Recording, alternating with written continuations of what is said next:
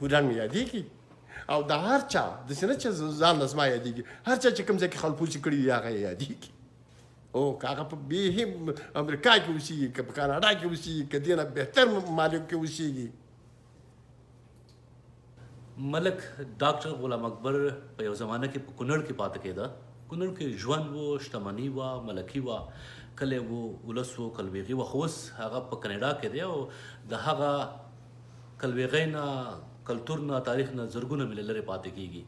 د هلته نه څرنګه مهاجر شه او بیا د هغه ځای نه څرنګه د کنیډا ته راورسېد. داسې په سوونو یا زرګونو شمېره کې نور افغانان د امریکې، شمالي امریکې په مختلفو هیوادونو او یورپ کې ژوند کوي.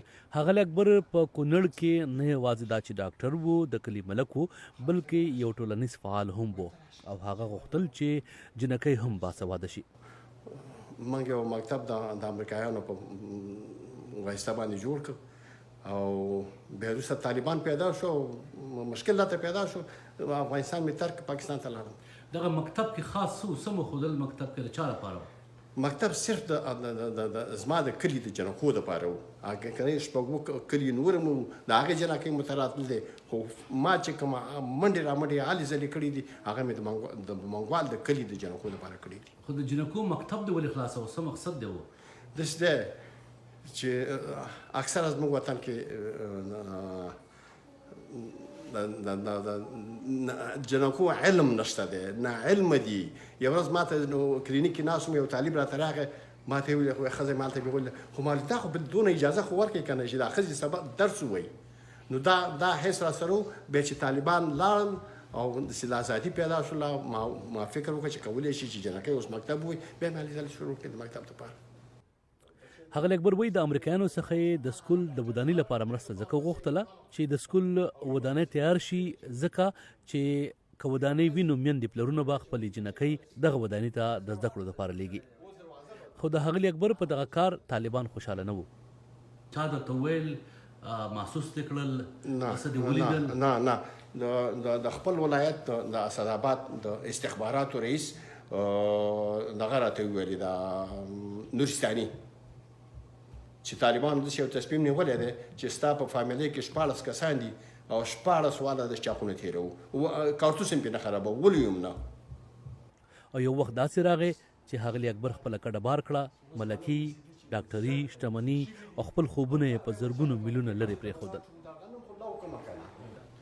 زه خو داسې و چې ټول فامیل دا 14 کسان چې وو د استخباراتو رئیس چې راته ویلي وو صرف په یوه ډاټسن کې صرف د یوه جوړه جامو سره راووتم او د جمعې ورځ وه او ترو لاړم راورپینډۍ ته. پینډۍ کې دې بیا ژوند تېر کړه د فامیل سره که نه بل ښار کې بیا پاتې کېده؟ نه، پینډۍ کې داسې و چې هغه زه چې کوم ځای کې اوسېدلم هغه یو بیسمنټ و. زه به اکثر یو څو موده خو نه وتلم، زامن به مې کار کوو په پینډۍ کې، کیلو کار یې کوو، بس ساعت مې تېر و. یو 15 کاله په دغه ترتیب باندې تېر کړل. کنیډا ته څنګه رالې د فامیل سره او څه؟ کنیډا ته خو یونیسیار ته مې وویل یا اسناد مې ورته وښودل چې دا کار ما کړی دی، دا مکتب ما جوړ کړی دی، دا د سپین ږیري دي، دا انګریزان دي، دا ډوډۍ چې مې کړې وه د خلکو ته دا 200-300 کسان راغلي وو د هغې عکسونه مې ورته وښودل یونیسیار ته. پس دا کیس مې په یونیسیار کې 8 میاشتې وچلېده. پس یونیسیار نه 8 میاشتې بعد ما ته یونیسیار وویلې چې ستا کیس موږ د کاناډا سفارتخانې ته لیږلی دی، که چېرته کاناډا سفارتخانه تا سره ته ومنلې او قبول شولې خو صحیح ده، هغوی به تا ته یو لیټر راولیږي، او که ویې نه منلې بیا هغې کاناډا سفارتخانه بېرته یونیسیار ته وایي چې دا موږ سره دې سړي ځای نشته دی یا فامیلي غټه ده دونه ځای موږ سره نشته دی، بیا تا موږ اسټرالیا ته لیږو. هغه چې وجه ما بعد د کاناډا سفارتخانې نه لیټر راغی او انټرویو ته یې وغوښتلم. په دا اوله انټرویو کې راته ویل چې په کاناډا کې دې وینم. ښاغلی اکبر وایي اوس چې په کنیډا کې دی نو ژوند یې په ارام دی، خو په خاصه توګه خپل کلی کور او هغه سکول یا مکتب ورته یادېږي چې د بنیاد یې ښه و. ولا دلته ما چا سره خبرې هم کړي دي.